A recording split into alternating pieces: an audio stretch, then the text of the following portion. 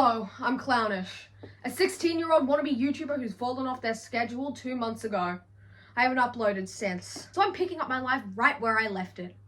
And by that, I mean I'm actually filming a YouTube video right now. If you know me, you know I love sitcoms, and sitcoms tend to fall into that perfect middle ground between dumb shit that doesn't make any sense and also a story I can follow that makes me emotionally attached to the characters. And there is no sitcom I love better than Strangers with Candy. Strangers with Candy was a silly little sitcom that aired from 1999 to 2000 and eventually got a movie in 2005. It stars our main character Jerry, who's a 40-year-old high school dropout that's returning to high school to try and graduate, I guess. She's an ex-prostitute, drug addict, and general whore trying to navigate her way through everyday high school dramas. We also have the teacher cast, who are debatably somehow more interesting than the main character, and I know that's hard to believe based off what I just told you, but let's take a look at literally the only two teachers in the show except for the coach that does PE. Mr. Jellyneck, the arts teacher. He started out as an art teacher and then he just kind of turned into the teacher that they could use to teach any creative subject they needed ever, because why the fuck not? He's in a very, very gay relationship with the other teacher, Chuck Noblet. I'm probably going to be calling him Chuck a lot, but I'm definitely not going to be calling Jellyneck Jeffrey that much because it's not actually pronounced Jeffrey, it's pronounced Geoffrey, and I don't want to say Geoffrey. What the fuck? So if I accidentally call him Jeffrey instead of Geoffrey, don't say anything or I'll castrate your dad. But over here we have Chuck Noblet. He's married with kids and also having a gay love affair with his colleague. He's like the inverse to Mr. Jellyneck. He teaches all of the subjects that aren't creative ones. Well, he does technically teach English, but besides that, he's just like whatever they want, whenever they need. Everything that I've counted that he teaches is science, geography, math, English, and a clown class. A clown class, which is yearly apparently. Mr. Jellyneck kind of serves as the stand-in for the stereotypical caring, kind teacher that you see in a lot of shows that this show is parodying. You know, those after-school teen dramas. That's kind of what this is based around. And Mr. Noblet, he's just kind of like the asshole teacher. That's just like what he is the stand-in for. He's just a dick most of the time. I'm pretty sure I found an article of him where he was in like the top 10 worst fictional teachers on Screen Rant, which is so fucking funny to me. We also have the principal, Mr. Blackman, which they literally just named him that because they couldn't come up with a name and they casted a black man to play him. Wow, you can tell this was made in the 2000s. We also have Jerry's stepmom, who is a bitch, and Jerry's stepbrother, who is a dickhead, and that's all I can really say on them. Jerry's dad in the show is stuck in a constant state of just like not moving and not saying anything, and I don't mean like standing there like this, I mean he's constantly like and doesn't move whatsoever. In the movie, which I will talk about separately to the show, this was remedied because the bit of him not talking really didn't land as much as they thought it would. So they mended it so that he was just in a coma, I guess, because that lands more, I guess. We also have Tammy and Orlando, who are just like Jerry's friends, I guess. Except Orlando got replaced in the movie for some fucking reason. But I think it's only fair I start with recounting to you the first episode of this show before we jump into my personal favorites and talking more about the gays. The first ep isn't really the classic first day of school. They're actually already been at school for like 3 days. This whole episode centers around Jerry not being able to make friends and then deciding to go do it via drugs. What gives her the idea to do it via drugs? The fact that it was anti-drug talk day. Which I didn't think that police officers actually came to American schools to give them anti-drug talks, but apparently they do, which is very odd to me because we never got that. We always just got like random white dudes that used to do drugs coming and standing on a stage in our assembly like, at the age of 6, I was born without a face because my mom was a heroin addict. When she birthed me at the age of 6 without a face, I immediately became addicted to meth. And then afterwards I died, and now I'm here telling you this story. And then the whole audience is just like, boo, where's Paul Dillon? Hashtag it's water time. But I don't know if that's just an Australian thing. Jerry can't make friends, so what do you do when you can't make friends? You make drugs, then you give them to people, and then they become your friends. So she decides to give them to the popular girl, Poppy, and she gets so high off her fucking mind that she thinks she's a bumblebee and plunges herself through a keyhole, or attempts to, and fucking dies. She doesn't die immediately, she's actually in a coma for a lot of the episode, and most of the episode centers around Jerry trying to figure out a way where she can kill Poppy so that no one finds out she was the one that gave her drugs. Eventually Poppy just dies on her own, just like by herself, just and Jerry's like, yay! And so everyone comes to her party that she's been planning since the beginning of the episode because she decided to disguise it as a Poppy memorial party. Wow. Capitalizing on someone's grief. This is really problematic. But that wasn't even a funny joke. This also started one of my favorite bits in the entire show, which they kind of phased out a little bit, but every so often, they would just give Jerry the most random fucking animal as a pet, and then make her so emotionally attached to it, just for it to die the most gruesome death you can ever think of. It starts off in this episode with a turtle called Shelly, and the reason it dies is because the hot fruit she made, which what the fuck is that? I don't know if this is like a generational thing, but ew. The hot fruit she made in the exact same bowl where she made her fake drugs.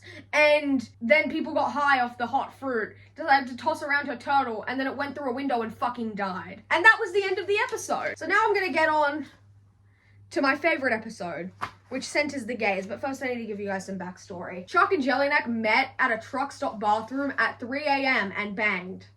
And then went outside and found a baby that Jerry abandoned. Jerry was given this baby as part of this like parody of this thing that schools do in America where they give you an egg and then they ask you to like parent it for a week. Except they gave her an actual baby and she just kind of like abandoned it. And so they kind of like just take the baby back and are like, principal, we were in the park together at 3 a.m. for non-homosexual reasons and we found a baby. And then the principal's like, that looks suspiciously like Jerry Blank's project, baby. Later in the episode, after this whole plot of Jerry being a neglectful father ensues when she like partners up with another one of her friends to take care of this child, they end up at a motel with the baby abandoned and they foil her plot or something, or whatever the fuck. But Jellyneck and Noblet run out of a separate room after hearing the commotion, and Principal Blackman goes, "You got my call!" And they're like, yes, we did get your call. Your fucking flies down. And that episode is where like the homosexuality started, and that to me, peak. I think positive gay representation is so important, but also I want a little evil bastard on my screen cheating on his wife with his colleague. So we move on to my favorite episode, season 2, episode 5, an episode that starts with Chuck running away from Jellyneck because having a picnic in the park was too homosexual for him. Reminder, he has a wife and kids, so he has to like keep it under wraps, but also, fellas, is it gay to have a picnic with the homies? Or it was the early 2000s, so like doing anything that wasn't like, I don't know, sexually assaulting women was gay as fuck. So he yells at Jellyneck. Jellyneck's like, oh my god! And then like he runs out into the road. Chuck runs off. And then Jellyneck gets hit by a car. And then Chuck, instead of going back and being like, my lover, he's like, I know what I must do. He runs home! This asshole! Jellyneck's face gets taken clean off. Like, fully, it is stuck to the front of the car that hit him. You wanna know whose car that was? Jerry's! The entire episode is just Jerry trying to deal with the guilt of hitting a man with her car and then taking his entire face with her, and Chuck simultaneously dealing with the guilt of having to keep his relationship with Geoffrey under wraps. This is also the origin of 2 of my favorite quotes. Fucking eyes to the back of the room! Eyes in the back of the room. What for? Something I want you to see. Eyes in the back. Geoffrey. Why? Why? Also, another thing that I quote on a daily basis. Those lips. Oh, those pillowy lips. This is definitely the gayest episode in the entire show because it literally just centers around Chuck deciding on whether or not to actually just come out, which he probably should just do at this. The only thing they can really get off the scene after Jellyneck is run over is a plaster cast of the tire marks that the car left on what was left of his face. So they straight up steal the plaster cast and decide to have a car wash. They decide to have a car wash so that people come through and they can compare the tire marks to the tires on the car. You probably don't even see where this is going, but like I didn't see where it was going the first time I saw it. Chuck and Jerry both have sleep paralysis of Jellyneck, and it's probably the funniest shit ever because Jerry, she just gets in bed like normal, and then when we flash over to fucking Chuck, he turns to his wife, he's like, are we having sex tonight? And she's like, no, and he's like, great, and then goes to sleep, and then less than 5 minutes later starts having visions of his homosexual lover. Throughout the episode, Chuck is like, do I come out as gay? So he's using the euphemism of being friendly with Jellyneck, and it's like, yeah, friendly. Your dick was up his ass less than 10 minutes ago. Let's be honest with ourselves. Eventually, he does attempt to come out as friendly, but then gets cut off by the fact that Jerry, who has had Jellyneck's face the entire time because she had to peel it off the front of her car, decided to tie it to a brick and throw it through the window as he was doing it. So they have his face, and they go to the hospital and they get his face reattached because yeah, and Jellyneck just starts fucking dying because Chuck won't come out as gay. And while like almost no one else is in the room, Chuck goes, if you do what you need to make the face stick, then I will tell everyone how friendly we are. And then he just like doesn't die. Eventually, Jerry's stepbrother takes their car to the car wash, and because Principal Blackman is a fucking idiot, he links together that the wheels match the exact wheels on their car and then blames the brother for it because he has the car, no one else could have possibly driven it. Which is probably my favorite part about Principal Blackman because he will be like the voice of reason, but like completely incorrectly. He will be the voice of reason, but in like the complete opposite direction we need him to be. Chuck comes out, but because he's using the euphemism of friendliness, Blackman literally just goes, what? It's not like you're a fucking homo, everyone's friendly. And he just doesn't. He just gives up. And then Chuck goes back to being in denial, which, yay. I've got a few miscellaneous bits I want to talk about before I actually go into talking about the movie, because some of the bits in this show actually make me fucking cackle. I don't know what it is with the writers and their dedication to making sure all of the teachers get to be naked at some point, but they sure had a will, and they sure found a way. Not only did they make sure to have it be canon that there is a teachers-only sauna installed in the school so that they can have teachers have conversations naked. They also put a shower in the teachers' lounge so they can have conversations naked more. In the episode, which I think is called Jerry is Only Skin Deep, I don't know if I wrote that correctly, it is referenced that Jellyneck and Noblet might have shared a cake. That makes me happy. Also, another quote that I use quite frequently whenever anything bad happens that I can't undo, which is the fault of another person. You can't unfry things, Jerry! And also, of course, Shut your dirty little mouth! Absolutely goated. My favorite joke throughout the entire show is just Jerry turning to the camera and saying what she's feeling. Like, she'll just turn to the camera like, sadness. And it's like the funniest shit ever. It will never not get me. Let's get into the movie. I'm gonna flick to my notes in the movie. In the movie, as I stated, Jerry's dad is in a coma instead of in a weird state of... This is where we actually get more of like a backstory where she's like coming to school for the first time. She returns after years. This is where we actually get to see her like come back. She comes back, she realizes her mom's dead, her dad's in a coma, her dad married some annoying bitch ass woman. She goes upstairs and her dad has a reaction to her presence, so that means she needs to stay around and be amazing so we can come out of the coma. So she goes back to school the next day, but simultaneously the school is getting investigated because Principal Blackman has like low-key been embezzling funds for gambling. And the school board is like, hey, if we don't see some like proof that you guys are actually as good as you say you are, we're gonna start pulling funds and we're gonna shut down the school. Jerry goes to school, has her first class, and who's the teacher? Noblet, because of course it's Noblet, and he's the science teacher here, but he's also Catholic. She gets yelled at for simply existing, as always, and then leaves to go to break or next class and decides to sign up for the science fair. After she does that, Noblet is sat at his desk and then Jellyneck comes in and is like, hey babe! Then Noblet is like, I'm breaking up with you. And then Jellyneck's like, no! as Jerry and one of her friends are signing up for the science fair, Principal Blackman walks by and realizes, wait, if we win the science fair, that might show them that we are extraordinary and they might not pull our funding. So he decides to hire, like, the #1 science fair pioneer in the country. And Ferris Bueller pulls up. I'm dead serious. There's so many celebrities in this movie. What the fuck? And I don't mean like normal like celebrities. I mean, I did a double take. What is Chris Pratt doing here? And so when Ferris Bueller pulls up, he gets told that he can have his separate team. And so now there's 2 teams at Flat Point High that are both doing the science fair. And it's kind of confusing, but who cares? And in the ultimate form of betrayal, Jellyneck starts working for Bueller. That's not his actual name in the movie, I just don't remember it. The entire movie is just Jerry trying to fit in and do shit for the science fair, while Chuck is just in the corner.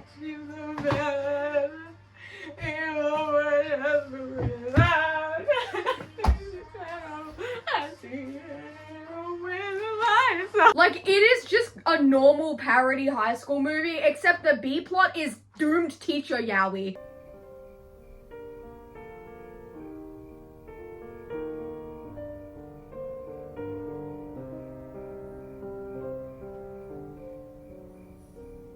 Maybe there's still some hope. Hope? You fool. Don't you know death when you see it? I'm being punished. You have no idea the terrible things I've done. Jerry gets, like, kicked off the science team, then immediately put back on. And I think that scene was just an excuse so they could have this scene between Jellyneck and Noblet.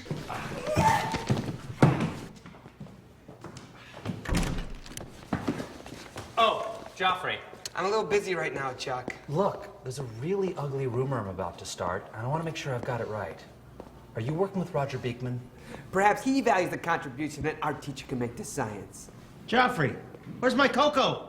Coming, Roger. That's my mug. Gotta go, Chuck. Science. Jerry gets into like a one-sided weird situationship with Chris Pratt, and then Chris Pratt, because he's on like the rival science team that Ferris Bueller is running, is like, oh, what if I steal your plans because you guys actually have a project and we don't? Mind you, throughout this entire thing, Noblet is spying on their team more than he's actually working on their project. Like, he's just leaving the kids to do it themselves. There's a very, very, very uncomfortable party scene with Jerry's very, very, very long toenails. I don't like that. We do also get the return of eyes to the back of the room. Eyes to the back of the room. Eyes to the back of the room. There's something I want you to see back there. Eyes to the back of the room. Good God.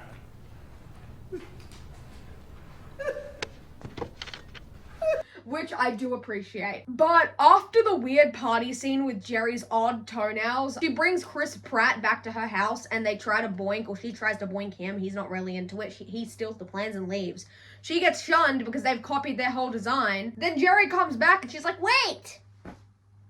I know how to make a battery out of human feces. And so that is their project, and they present it with a very culturally insensitive dance. I also forgot to mention, Jellyneck just like randomly gets kicked off the team because he hasn't thought of an idea for Bueller. So he comes back to Noblet and is like, I'll do the presentation. And Noblet's like, bend over. The battery explodes. It's very over-dramatized, but that's kind of the point. And then Noblet saves Jellyneck from the rubble. And then his wife shows up, so he drops him and is like, oh, me, and then walks away. Jerry becomes popular. Well, not popular, but like she survives. They win the science fair. Happily ever after. I think that's probably the best way they could have done a movie based on the show, especially considering how the show ended. Because the movie is very self-contained. It's very separate from the show. There's a lot of things that have been completely changed, including like the school set itself. The school set is so much higher quality, and I'm pretty sure that's because they were leaning into, well, the principal embezzling funds for shit that's not needed. Like, it looks like a private school. if I'm gonna be real. And it's meant to be a public school. A lot of the jokes are stolen from the show, but because it's an enclosed story, I can't really bash them for that because it's technically separate. And I feel like they did an enclosed story instead of a continuation because of how the show ended. I would have to say the most interesting part about the show is how it ended, because oh my god, this is so fucking funny. I'm gonna need to talk to you about the entertainment industry really quickly. It's becoming more and more common in the entertainment industry for people working on specifically shows or series not to be told whether they're getting another season or they're getting cancelled. And though it's been more prominent in recent years, it's always been an issue. And it was an issue when it came to Strangers with Candy, because they weren't told whether they were getting another season or not, but they could 100% tell they weren't. Except the entire studio kept being like, oh no, you're not cancelled. What are you talking about? Yeah, no, you're not cancelled, as they were completely phasing in a new sitcom in place of them. So the entire finale of the show is based around the idea that the school is slowly getting turned into a strip mall, as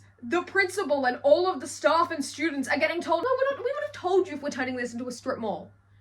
Ignore that there's an Aldi down the hall, which is not only perfect, not just because it was paralleling exactly what the network was doing to them, but also because the sitcom that was replacing them was called Strip Mall. Oh my god, this level of pettiness is something I aspire to. And because the show ended this way, they really couldn't continue it, because literally the ending of this episode is the staff, and when I say the staff, I just mean Principal Blackman, Noblet, and Jellyneck, and also Jerry, blowing up the school and then running from the police. That's literally it. It literally ends with that. And to be completely honest, I cannot think of a more perfect ending for a more perfect sitcom. This show is probably one of the only Comedy Central sitcoms from the early 2000s that hasn't aged like absolutely demonstrably. Yes, certain parts of it have aged, because the first thing to age when society moves forward is comedy. But somehow, Strangers with Candy has not aged all that badly. There are a few episodes that are kind of iffy,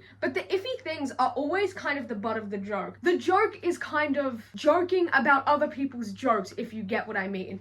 They have an entire episode centered around the early 2000s perception of neurodivergent folk, and though they do use the R word quite a lot, because it's the early 2000s, it is kind of a really good commentary on exactly how everyone felt at the time. Because the people who were ableist fully acted like any person who was neurodivergent was like evil and disgusting, but then the people who were trying to be progressive were also being just as ableist by infantilizing them and acting like they're freaks, when in actuality they're just like human beings with different brains. And it's made even better due to the fact that the character that they're making fun of for being neurodivergent or R-worded is literally the most normal character out of the entire cast that we see throughout the entire show. Once you actually break down the point they're trying to make, you realize this is probably one of the most leftist views anyone in the early 2000s could have had on mentally disabled individuals. There are a few episodes that are kind of iffy about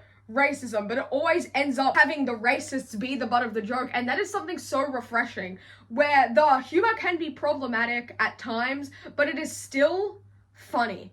It is still somehow not punching down. It is always punching up, especially considering it's based around one of the most common types of shows at the time. It's literally just a parody of after-school TV dramas. And as someone that grew up watching a lot of after-school TV dramas, not the 80s ones obviously, but the 2000s ones, it's pretty accurate. A lot of Jerry's behavior is very predatory and kind of problematic, but to be completely honest, I feel like that's the point, because most of the time we're never laughing with her, we're always laughing at her. And the point of the show is kind of a character that learns the wrong lesson at the end of the day. And when that usual formula is flipped on its head, it's kind of refreshing. It's kind of refreshing to be able to make fun of the shows that used to be comfort food for me, because now this show is comfort food for me.